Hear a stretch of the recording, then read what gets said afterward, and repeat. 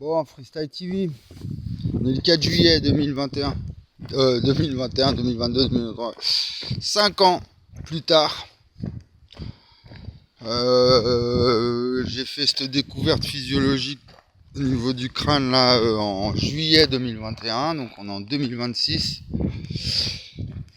5 ans pour guérir une calvitie, c'est pas fini. Donc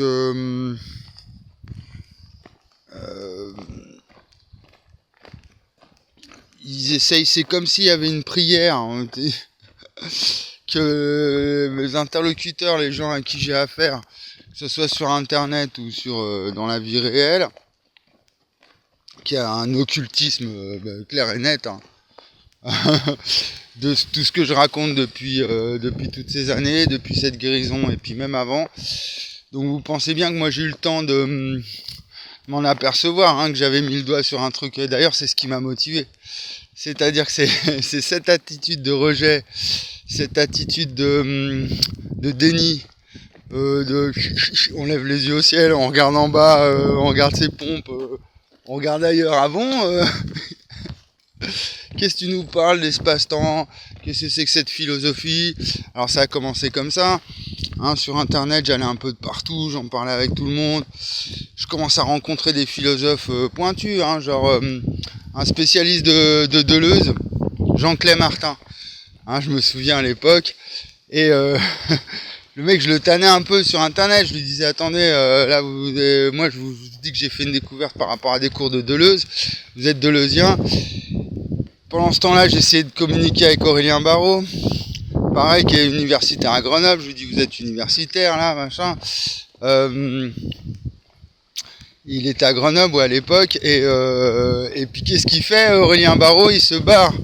Et il va voir Jean-Claude Martin. Ils vont écrire un bouquin tous les deux sur l'espace-temps et tout. Donc, c'est à l'image. Bon, là, c'est vraiment des notoriétés, des gens... mais après, tout le monde fonctionne de cette manière. C'est-à-dire qu'on me tourne le dos et puis systématiquement, on essaye comment dire, d'invalider en fait, de falsifier hein, mes propos. Et c'est ça le principe des sciences, quoi. Justement, on essaye de prouver le contraire. Et du coup, toujours sous une forme un petit peu lâche de trahison, en mettant de côté ce que je dis. Quand je demande un peu d'être pris au sérieux et que je puisse avoir de la résonance en fait, hein, après avec des spécialistes plus ou moins. Et puis tout le monde me réagit un peu de cette manière, un peu de fuite. C'est une fuite en avant hein, d'ailleurs, hein, parce qu'il faut voir hein, comment le monde il a tourné depuis l'époque. On est dans une logique de fuite en avant de toute façon au niveau de ça part en guerre et tout ça, on voit bien. Donc forcément un truc aussi important. Moi je le dis, c'est-à-dire que plus je dis que ce que je découvre c'est important et plus on veut pas, on occulte.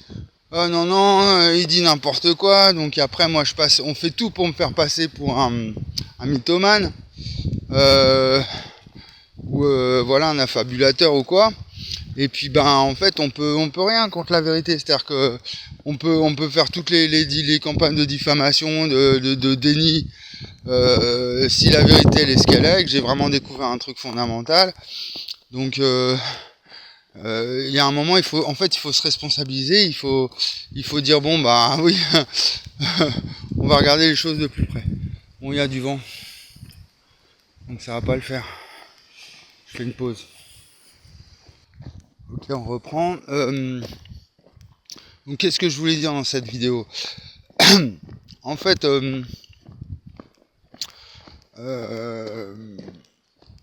quand on est face à là c'est plus une innovation, c'est comme je vous dis, c'est un saut qualitatif dans la connaissance. C'est un changement de paradigme. Donc c'est pas simplement une annonce, une nouvelle, quelque chose, une découverte comme ça parmi d'autres. C'est vraiment quelque chose de global, de systémique qui concerne tout c'est le fondement du tout. Donc toute la connaissance, de revoir. Alors revoir toute la connaissance, qu'est-ce que ça implique? C'est pas tout est faux. Quand je dis tout est faux, bien sûr c'est provocateur un petit peu. C'est de dire que le champ de la connaissance il est incomplet et qu'il y a une méthode, il existe une méthode, donc la spatio-temporalité, mais avec une nouvelle approche du temps, qui permet une grille, une grille d'analyse qui permet de performer la compréhension du réel de façon plus juste, plus authentique et plus efficace. Et donc ça se révèle au niveau de cette guérison concernant la santé. Mais bon, dans les mathématiques, moi je dis qu'on perd la raison parce que c'est une nouvelle raison. Donc c'est un jeu de mots un petit peu pareil, quand je dis que c'est la découverte la plus importante de tous les temps, c'est un jeu de mots, c'est parce que c'est de tous les temps, c'est une nouvelle approche du temps. Et quand je dis on perd la raison, c'est un jeu de mots aussi, c'est qu'on a perdu, c'est-à-dire que la raison mathématique en arithmétique, là, c'est justement ce qu'on appelle le cardinal un petit peu. C'est-à-dire, enfin, c'est quand on fait une table de 3, par exemple, la raison elle est de 3, 6, 9, 12, c'est une raison de 3. 5, 10, 15, 20, c'est une raison de 5. Donc la raison, c'est je sais plus la définition exacte, là, j'ai un petit peu décroché des mathématiques, mais c'est la récurrence de la suite, quoi. Le niveau de récurrence de la suite. Donc 5, 10, 15, 20, voilà, une raison de 5. Et donc quand je dis on a perdu la raison, c'est-à-dire que c'est cette raison-là qu'on a l'habitude d'utiliser, 3 fois 5, 15, 5, 10, 15, 20, où moi j'apporte une nouvelle raison. Mais attention, que j'ai découvert dans une formule de Gauss, donc je l'ai pas inventé comme ça, enfin je l'ai découvert comme ça, puis je me suis rendu compte que Gauss, c'était la formule de Gauss qui était incomplète. Donc c'est les suites de sommes, c'est 1 plus 2 plus 3 plus 4 plus 5, ça fait 15. C'est une nouvelle raison. 2 plus 3 plus 4 plus 5 plus 6, ça fait 20. 3 plus 4 plus 5 plus 6, donc c'est toujours une raison de 5, mais c'est une suite de sommes, c'est plus la répétition du même, c'est plus 3 fois 5. C'est 1 plus 2 plus 3 plus 4 plus 5. Donc voilà, et c'est là où je dis, bon, vous savez pas compter, dans le sens, pareil, c'est un jeu de mots, c'est dans le sens, bon, ça se voit. C'est une autre manière de faire l'étape de multiplication. Et donc cette manière de faire l'étape de multiplication, il se trouve, il y a du vent. On fait une pause, on dira ça après. Cette nouvelle table de multiplication, cette nouvelle manière de faire l'étape de multiplication, elle révèle quoi? La puissance de Zen, qui est très importante même dans la théorie des nombres. Elle arrive à la dénombrer quand on met ça sur un plan. On la déploie, c'est pour ça que je parle d'une géométrie arithmétique. Voilà, on reprend, c'est-à-dire qu'on déploie cette arithmétique, on la dénombre dans un plan de cases, peu importe l'échelle de la case finalement, mais c'est toujours le même type de déploiement. Et là, on a tous les nombres premiers qui sont dénombrés du coup, et puis toute la puissance de Zen. Et donc là, ça résout plein de problèmes en mathématiques, en théorie des nombres jusqu'à maintenant qui nous échappent. On essaie de comprendre vraiment la nature des nombres. Toutes les... Ouais, voilà, donc il y a énormément de notions comme ça chez les mathématiciens qui sont assez obscures, difficiles à comprendre si on n'est pas mathématicien. Et ça va loin, c'est tous les travaux de Grothendieck, tout ça, c'est bon, c'est tout un jargon qui est assez difficile d'accès. Et là, avec ce que j'apporte, ce serait du coup une manière d'interpréter les choses de façon plus universelle et compréhensible de tous.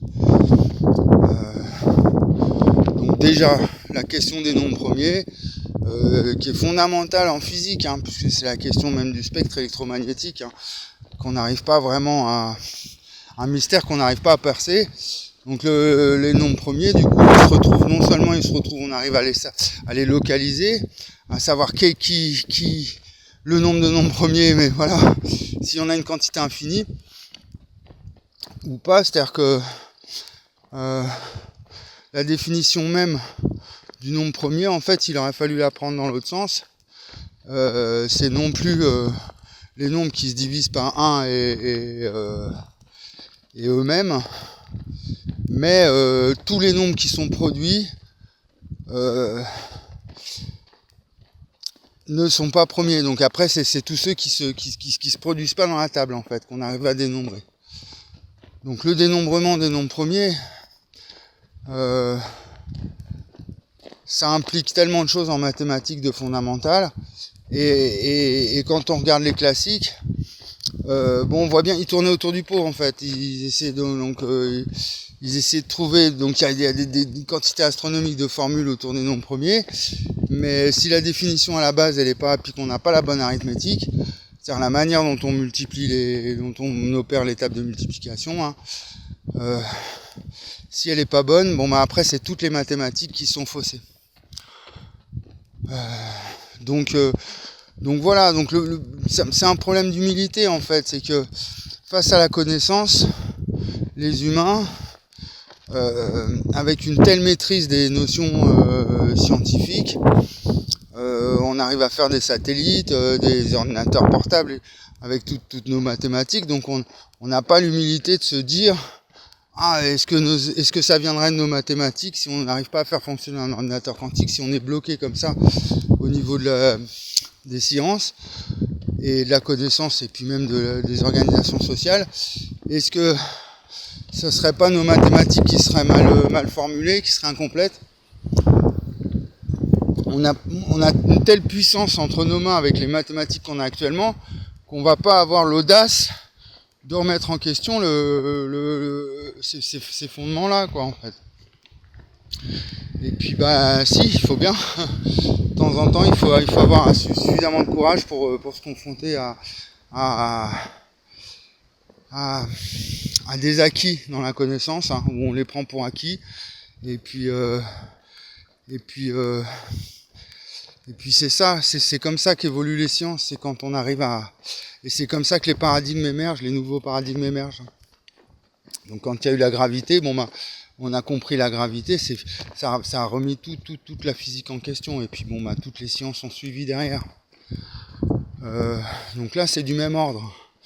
C'est comprendre, en fait, que derrière le phénomène de gravité, d'électromagnétisme, de lumière, tout ça, il y a une force spatio-temporelle, enfin derrière, en amont, ou en parallèle, qui détermine l'organisation des nombres et l'organisation de la matière, et qu'on n'a pas encore mis le doigt dessus, précisément, avec justesse, avec une théorie cohérente et globale. Donc la méthode de Morin, c'est ce qu'il cherchait, donc une façon complexe d'appréhender le nombre, et du coup on est toujours dans une logique classique, linéaire, causale, une causalité linéaire, mais qui n'arrive pas à appréhender vraiment le phénomène d'instantanéité, et comment ça se manifeste après dans la matière, dans le réel, les nombres, la substance du nombre même, un problème de la quantité du quanta, donc c'est obscur, ça peut paraître obscur tout ça, même pour un mathématicien, qu'est-ce qu'il raconte celui-là et tout, mais si moi j'avais pas été comme ça mis de côté toutes ces années, exclu et puis systématiquement ridiculisé un peu, j'aurais pu faire un travail avec des physiciens, avec des mathématiciens, avec d'autres philosophes, et aujourd'hui, à l'heure actuelle, on aurait construit quelque chose de tenable. Mais moi, tout seul avec mon RSA, avec tout le monde qui me tourne le dos, on sait bien que je peux pas arriver à quelque chose. Donc voilà, il faut laisser cette guérison. Il la faut, elle est toujours pas finie. Moi, je deviens fou à force, parce que ça se voit tellement sur mon visage, dans mon corps, je respire tellement la santé. Et puis mon discours est tellement cohérent que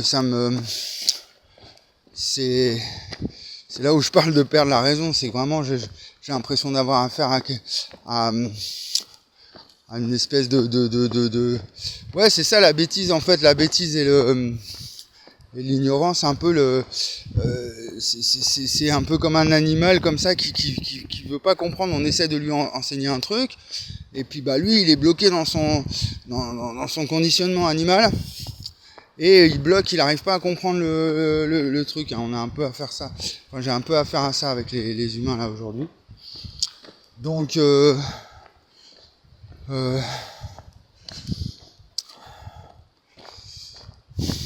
Après, voilà, c'est ça, il n'y a pas que les maths, il y a les chiffres, les nombres, tout ça, les opérations algébriques, c'est abstrait. Après, ça passe par le discours, par le langage, par la langue. Donc, après, c'est toutes les interprétations possibles et imaginables. Mais simplement, ça paraît logique. Une économie de l'espace-temps, un droit à l'espace et au temps. Une sociologie de l'espace-temps, c'est simplement en fait comprendre notre rapport à la chose la plus fondamentale que ce qui soit dans le réel, qui est même à l'origine même de notre perception du réel, et notre manière de représenter le réel par le langage, quoi. Hein. La représentation. Hein. Quand on parle d'une représentation, j'avais fait une diapo qui s'appelait « Quelle est la cause de la représentation ?» C'est la thèse de Deleuze, hein, différence et répétition. Il y a une force fondamentale comme ça qui reproduit, mais en apparence comme ça, il y a de l'aléatoire. Il y a des fluctuations dans le vide, quelque chose dans la physique qui peut pas nous donner une règle vraiment globale pour tous. Dès qu'on va dans la mesure, donc dès qu'il y a l'observateur qui intervient, on plonge dans des dimensions qui nous échappent, l'infiniment petit. Pareil, dès qu'on lève les yeux au ciel, on part dans l'infiniment grand. Et là, on se retrouve avec des incohérences et des approximations qui nous empêchent d'avoir une mesure vraiment précise et efficace. Donc c'est pour ça qu'il y a toute cette littérature que j'utilise avec ce rapport espace-temps, où je vais insérer cette proportionnalité comme ça du temps et de l'espace qui serait un peu au cœur de n'importe quel concept. Enfin, surtout les concepts complexes, c'est-à-dire contradictoires, opposés, complémentaires. Hein. Comme, par exemple l'individuel et le collectif. L'individu est autant ce que l'espace est au collectif. Bon voilà, il y en a des milliers comme ça. Donc on a une notion fondamentale à comprendre au fondement du langage, de la pensée, que les philosophes jusqu'à maintenant cherchaient plus ou moins dans leurs travaux. Ils se rapprochaient du but, mais ils tournaient autour, ils n'étaient pas tout à fait la phénoménologie. Bon, on a une conscience de quelque chose, mais on n'a pas sa nature propre. Donc il s'agit de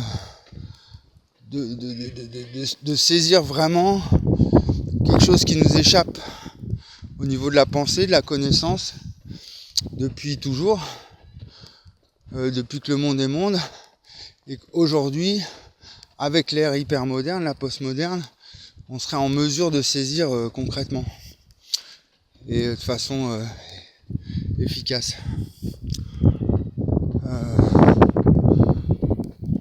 Donc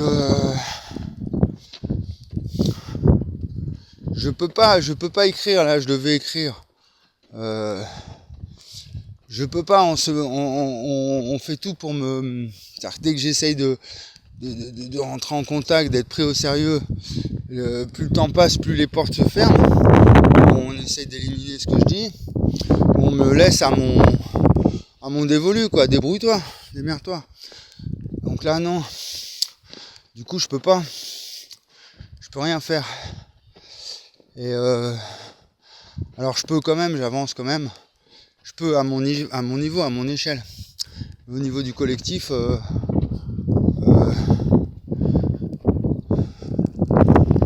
voilà. Donc, qu'est-ce qui peut changer la donne? C'est cette guérison.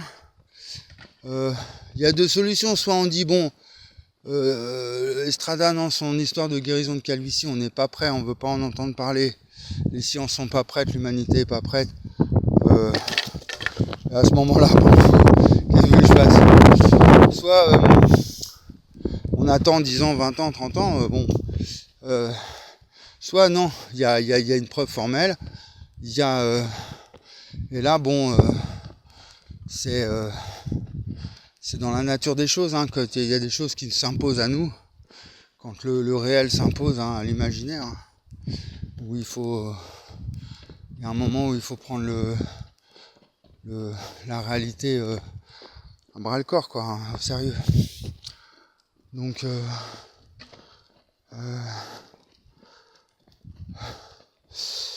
donc le but, c'est qu'on arrête en fait de me prendre pour un pigeon, en fait, de me pigeonner, parce que je suis sincère et honnête. Et c'est pas le cas de tout le monde. Et dans un monde tordu, justement, où tout est un peu faux, tout est illusoire, tout est un peu une imposture, quand on arrive avec quelque chose de ric-rac et d'honnête, bon ben tout s'inverse, quoi. C'est la solution qui devient le problème. Donc ça serait moi le problème au final. Non. Forcément, je suis seul contre tous avec une découverte pareille, mais voilà. Après, c'est un fait. Donc, sens, forme, fonction, fait, c'est l'axiomatique que j'ai mis sur pied avant d'attaquer les mathématiques. Elle signifie quoi? Simplement que notre notion entre le fini et l'infini, elle est incomplète. Il y a une petite interaction à l'intérieur de ce rapport-là. Le fini est autant ce que l'espace est à l'infini, on peut dire. Et qu'à l'intérieur de ce rapport fini-infini, ce que je découvre en 2012, c'est qu'il y a une définition des indéfinis. Il y a un autre petit rapport, comme ça, ambivalent dans le premier rapport qui englobe le tout. Il y a un autre petit rapport inverse, constructif,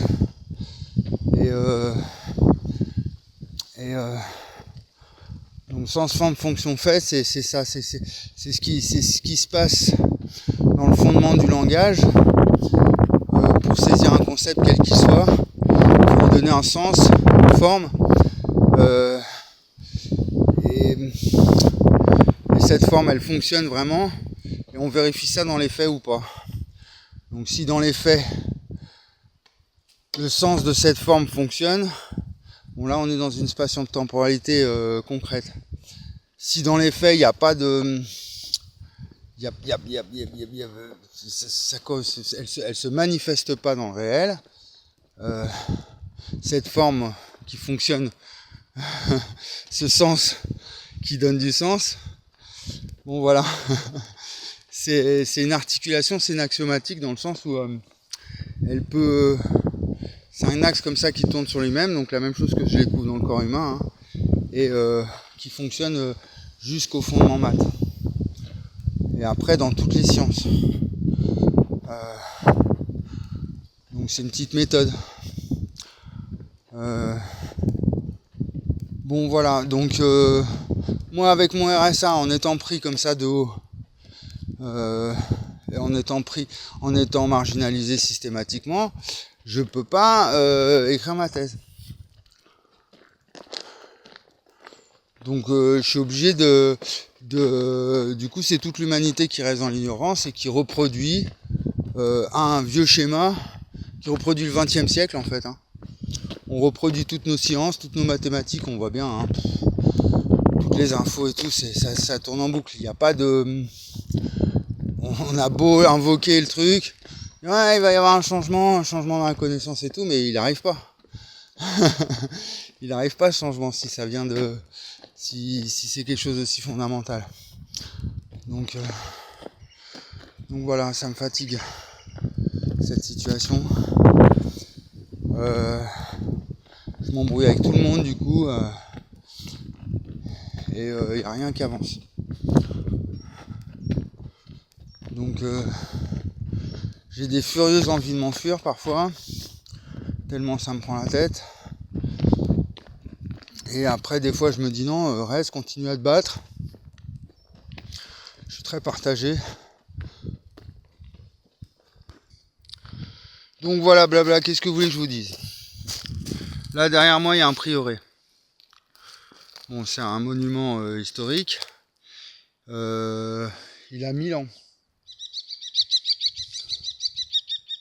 Donc on est en montagne. Ils sont venus il y a 1000 ans de ça. C'est des chanoines, je sais pas trop qui arrivaient d'où. Je sais pas trop, dominicains ou je sais pas trop quoi. Ils ont construit ce truc-là. Ça fait 1000 ans. À l'époque, il n'y avait rien, il n'y avait pas d'électricité, il n'y avait pas voilà, on maîtrisait le feu. Et c'est tout, la pierre. La terre, le bois, voilà, on était encore en mode bon, c'était le Moyen-Âge. Aujourd'hui, 1000 ans plus tard, on a des satellites, des machins, des chars d'assaut, des porte-avions, en veux-tu, Internet. C'est allé très vite. Très très vite. C'est normal qu'on se mange un mur aujourd'hui. En 2 siècles de temps, à partir du moment où on a commencé à découvrir le temps de Newton, hein, la flèche du temps, la modernité s'est mise en place, et puis ça s'est emballé, et puis là, boum, la bombe atomique, hein, grosse explosion, et puis là, on en est là aujourd'hui. Donc on voit bien que c'est pas viable, hein, le réchauffement, les guerres, les crises politiques, en tout genre, la crise économique, la crise écologique. On voit bien que nos sciences, elles sont pas en mesure d'affronter l'avenir. Soyons honnêtes. Et puis, faut pas s'arrêter aux scientifiques. C'est pas de la faute des scientifiques, c'est vraiment toute la connaissance. Donc, y compris les religions, l'art, la philosophie, les sciences, voilà. Donc, on a besoin de ce paradigme un peu universel, carrément universel, pour sortir du flou. L'illusion, elle reste là. Moi, je découvre une illusion qui est vraiment fondamentale. C'est peut-être ça, c'est en prenant conscience, en ayant l'honnêteté, l'humilité de dire, bon, il y a une illusion dans la nature, qui est d'origine spatio-temporelle, et dont on ne peut pas s'émanciper, quoi. On ne peut pas en sortir. Elle est inhérente à la condition humaine. Et en acceptant en toute humilité cette illusion, c'est là où on peut dépasser les sciences, on peut dépasser notre maîtrise de nous-mêmes et puis de notre relation au réel, de la connaissance. Donc spatialiser le temps, quand je posais la question, personne n'a répondu. Comment on spatialise le temps? Et un exemple où on spatialise le temps et un autre exemple où on temporalise l'espace. Donc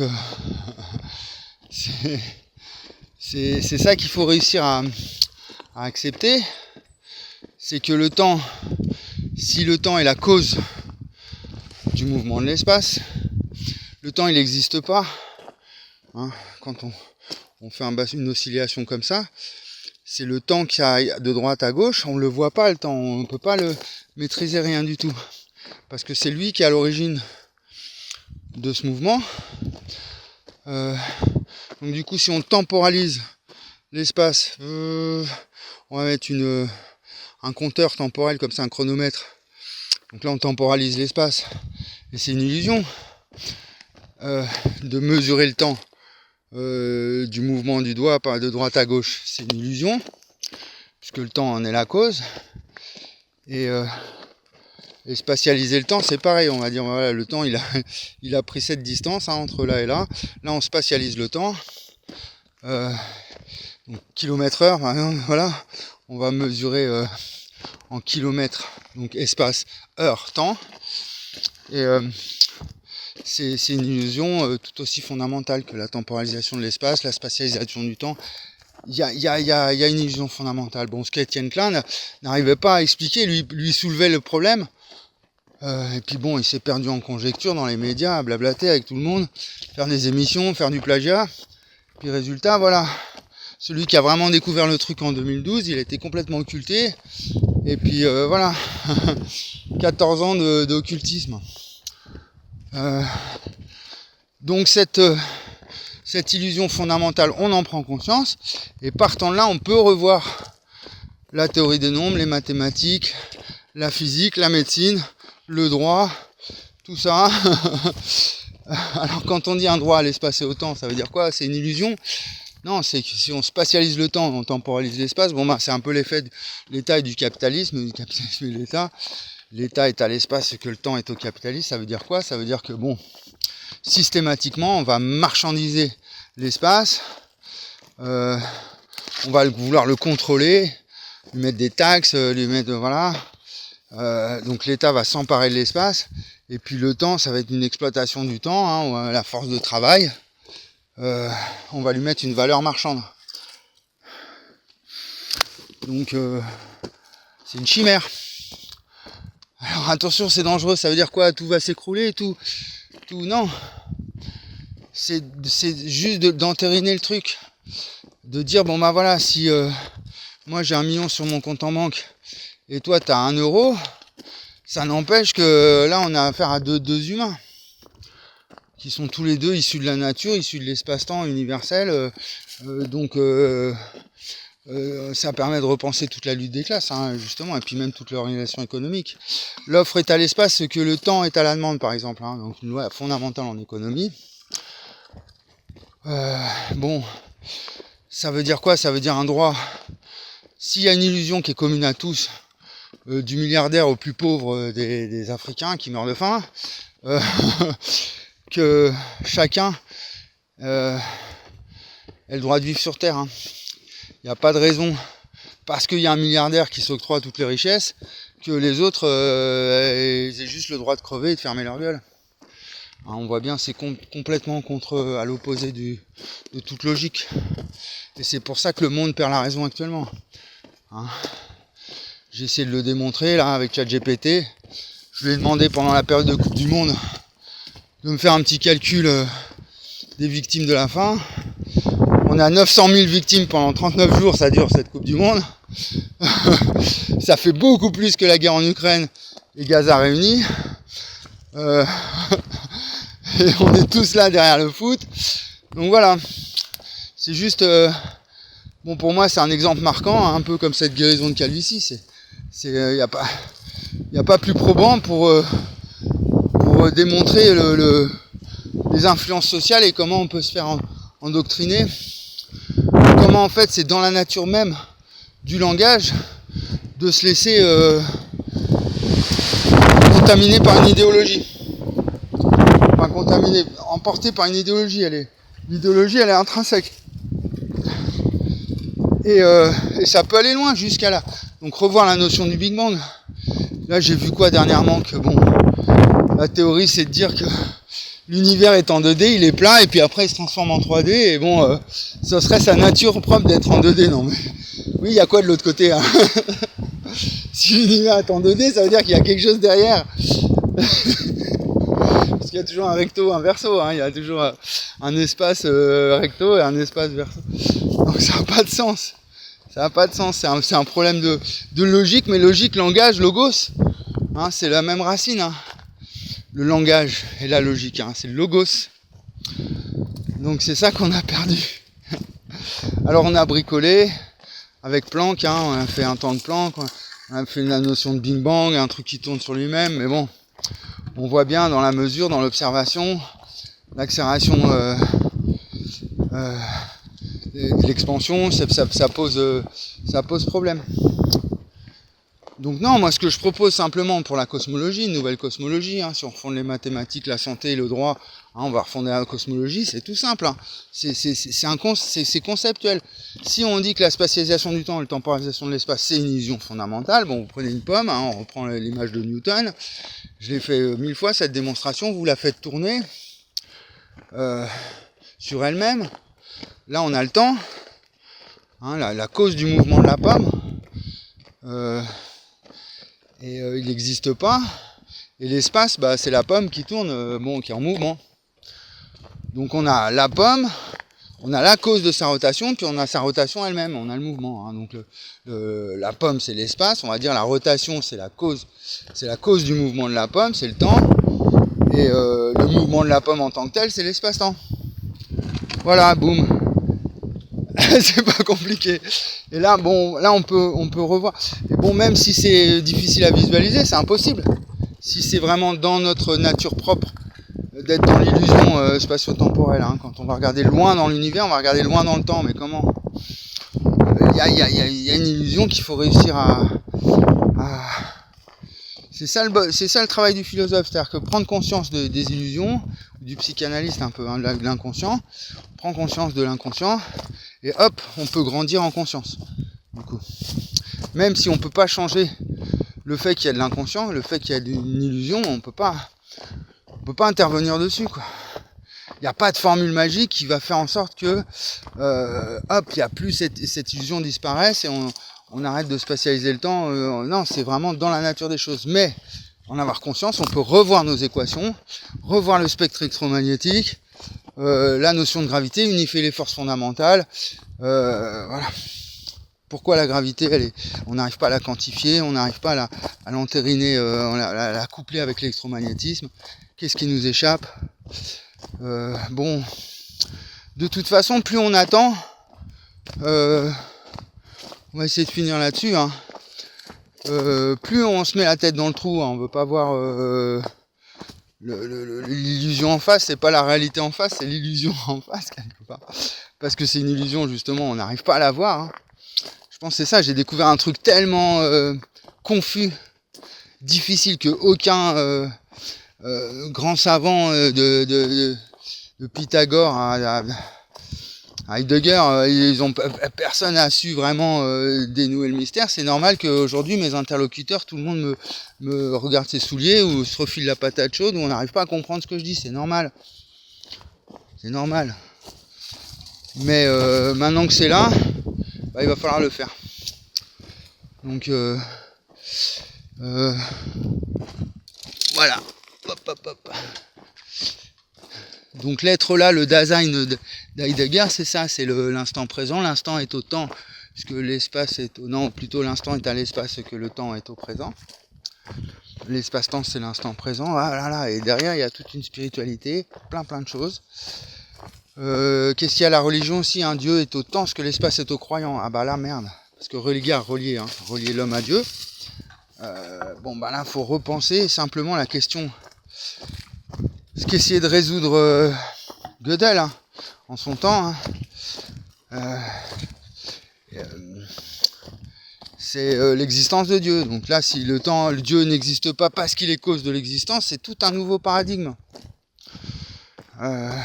Voilà, il faut voir la portée politique du truc, hein. Ça remet en question tout le combat antifa, hein, parce que c'est ce qu'il y avait dans la tête des nazis, hein. Il y avait un truc, un nihilisme, hein.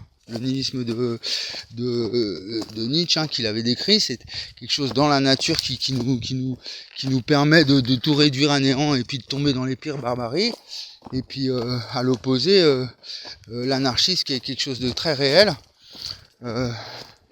Ça permet aussi de repenser à la fois tout le champ religieux, mais aussi tout le champ anti-religieux, hein.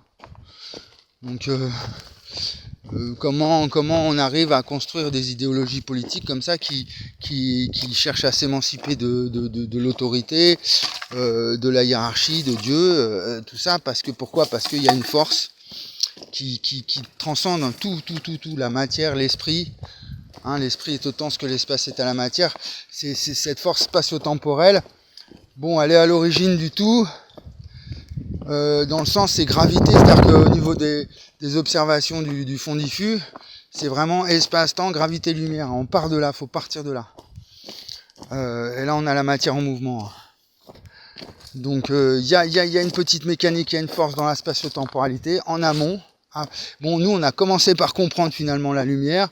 On a commencé, tout en étant dans la conquête du temps et de l'espace, hein, tout en cherchant à maîtriser l'espace avec Pythagore, par exemple, et puis Newton avec le temps. On a révélé les forces de gravitation et puis les forces électromagnétiques.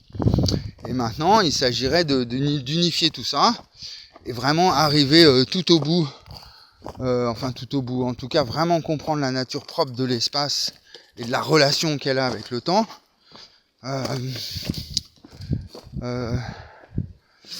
et qu'on n'en est plus aux automates de Descartes, hein, de l'époque de Newton, les premières horloges, les premiers automates. Maintenant, c'est des robots ultra performants qui sont capables de dépasser autant au niveau du corps, qui sont d'un physique impressionnant, qui dépassent les performances donc de l'humain, l'homme augmenté, et puis autant au niveau de l'esprit avec l'IA maintenant. On voit que on arrive à reproduire un peu la pensée humaine de façon très performative, ça fait flipper tout le monde. Ça interroge, donc c'est ça, on a les outils pour comprendre ce paradigme. C'est-à-dire qu'on a mis en place les sciences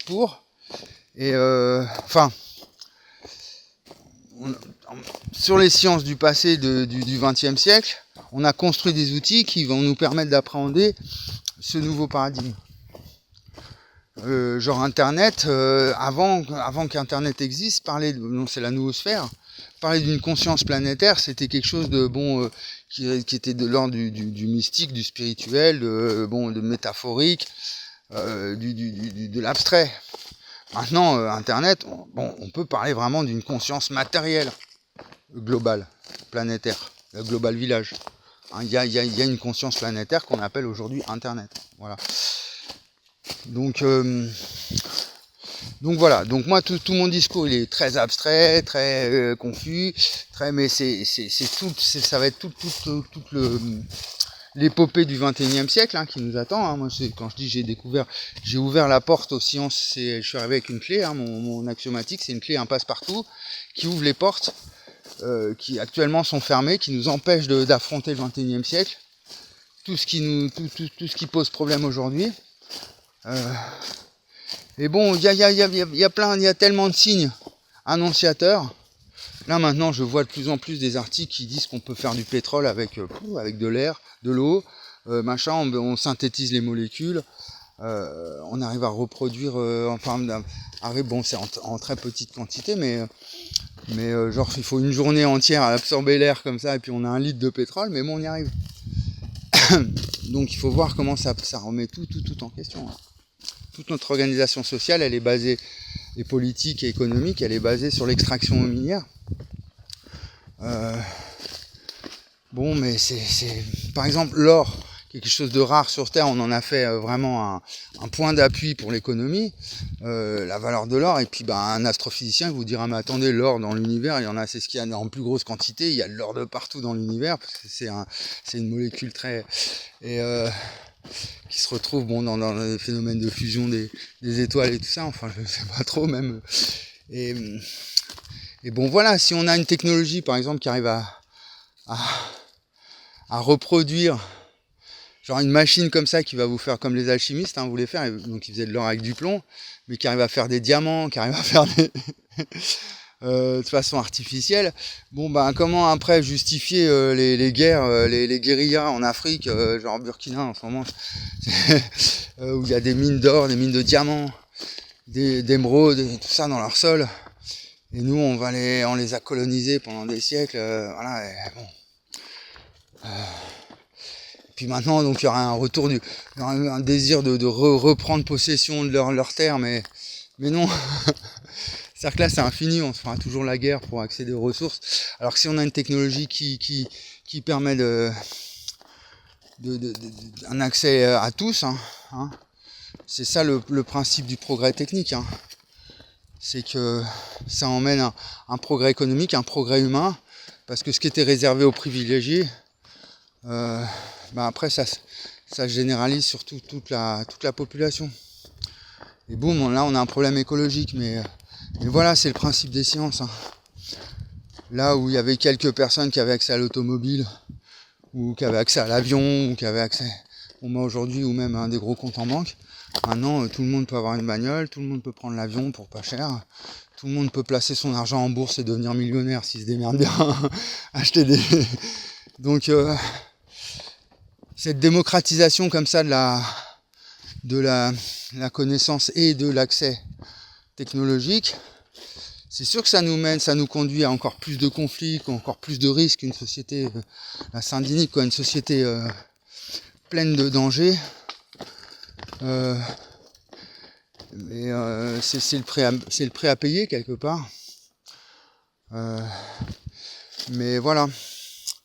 l'intérêt du philosophe, du sage en fait, c'est d'y mettre de la conscience, hein, science sans conscience n'est que ruine de l'âme. Donc, et c'est le problème de la mesure en science, le problème de la conscience.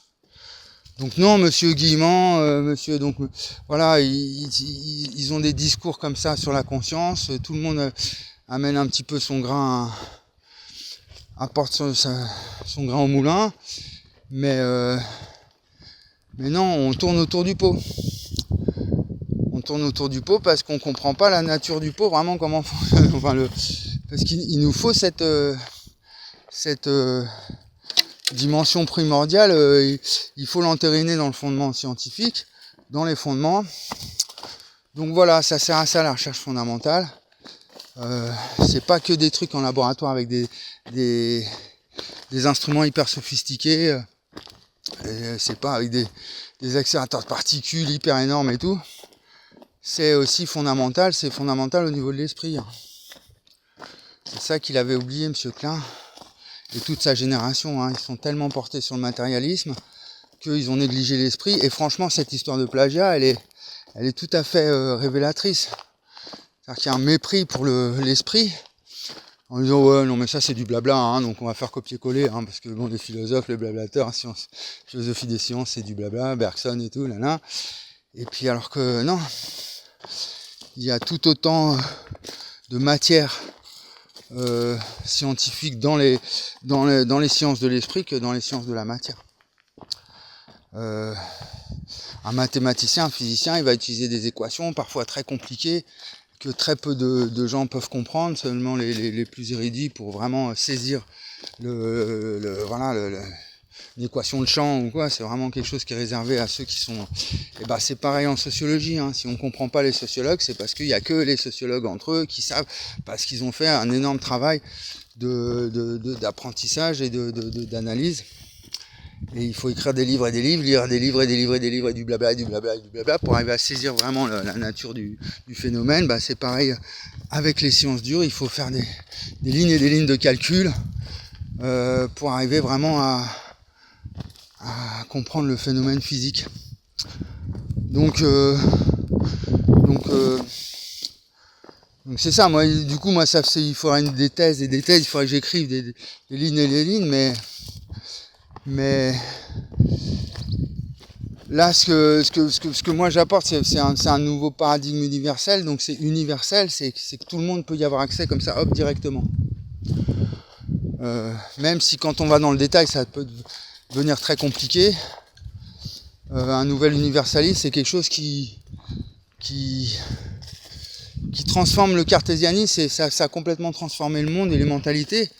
Et aujourd'hui tout le monde est cartésien d'une manière ou d'une autre, on peut pas échapper à la règle, enfin à cette méthode de causalité.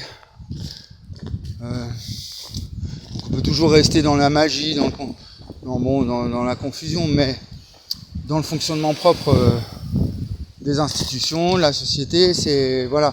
Et donc ce processus de rationalisation qui est en cours dans la modernité, qui finit par se retourner contre nous, qui nous a émancipés à une époque, on a construit des usines, des machines, et aujourd'hui ça se retourne contre nous, hein, personne ne le niera, et que ça crée des complications, des guerres, du chômage, voilà. Il y a une issue. Les anciens, ils ont œuvré pour ça. Ils parlaient d'un projet d'émancipation. Donc l'émancipation matérielle et technologique, elle doit s'accompagner d'une émancipation, d'une évolution humaine, un progrès humain. Émancipation va dans le sens progrès. Donc il y a un progrès technologique, des ordinateurs, des fusées, etc. Il faut qu'il y ait un progrès humain, donc une fonction qui répare le corps, et qu'on soit aligné, qu'on soit en phase, et qu'on n'ait pas des mentalités archaïques du Moyen-Âge. On a vu le prieuré d'il y a 1000 ans, avec des outils aussi puissants et performants qu'on a aujourd'hui, avec des mentalités aussi arriérées, ça passe. C'est ça qui crée autant de désordre, hein, de conflits dans les relations, en politique et tout ça. La paranoïa de tous les côtés, hein.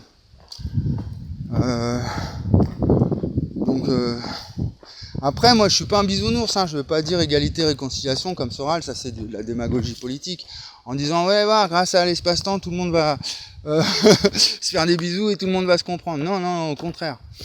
Enfin, au contraire, on va pas non plus plonger le monde dans le chaos, enfin, c'est pas mon désir, mais c'est de complexifier notre relation à l'autre, au réel, de façon à grandir après en humanité. Hein.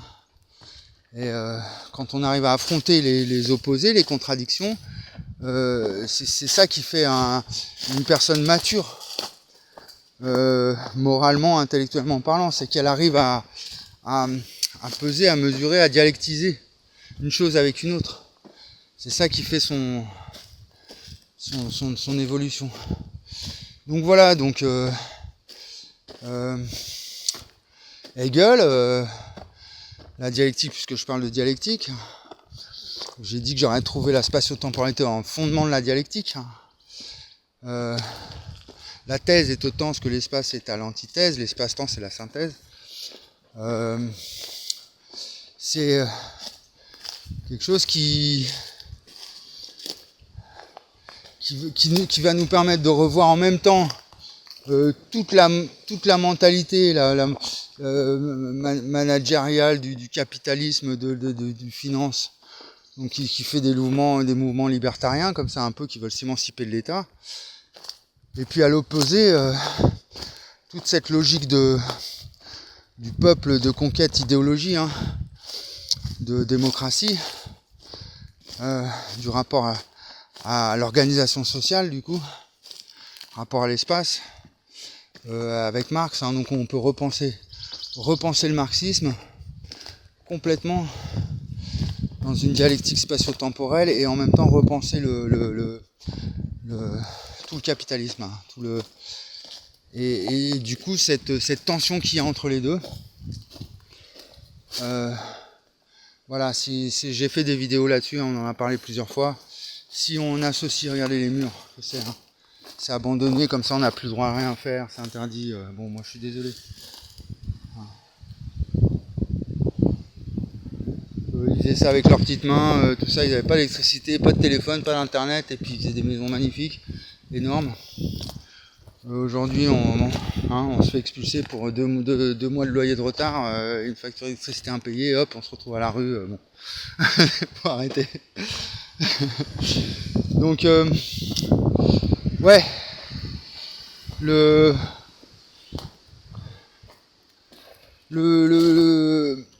ces trois formules que j'ai envoyées à mes profs d'université en 2012, si on fait le lien, hein, donc c'est ce rapport, cette tension entre l'État et le capitalisme, hein, où les libertariens vont vouloir s'émanciper de l'État, juste une logique de marché, donc c'est même le libéralisme, le néolibéralisme, hein, qui cherche ça, faire tomber les nations, et qu'il n'y a plus que du marché, c'était ça un peu l'idéologie de la fin du XXe siècle, et puis à l'opposé, une dictature qui vient totalitarisme d'État, c'est le fascisme, hein, tout pour l'État, rien hors de l'État, tout par l'État. C'est la phrase de Mussolini. Donc, si on va entendre des discours où il faut faire tomber le capitalisme, absolument, abattre le capitalisme, oui, mais on fait quoi de l'État donc voilà, c'était ça le conflit entre Marx et Bakounine. Marx voulait détruire l'État. Bakounine voulait détruire l'État. Marx voulait s'en emparer. Et en fait, c'est ni l'un ni l'autre. C'est le rapport entre l'État et le capitalisme qui est au fond. C'est le même rapport qu'il y a dans la relation esprit, matière et nature-culture. C'est ça que j'ai découvert en 2012. Et 14 ans de rejet. De scepticisme, hein, de la part de mes interlocuteurs, et bon, une guérison de calvitie qui répare la santé, et puis tout le reste, là. Les maths, le droit, tout. Donc voilà.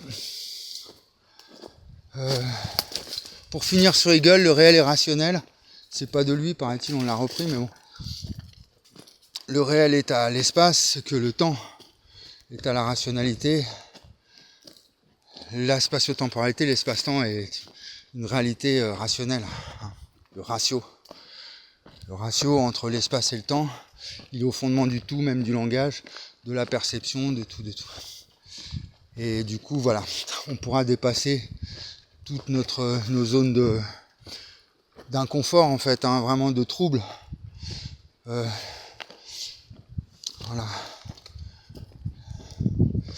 Les supercordes, l'origine de l'univers, tous ces problèmes fondamentaux, les forces fondamentales, tout ça, ça pourrait être...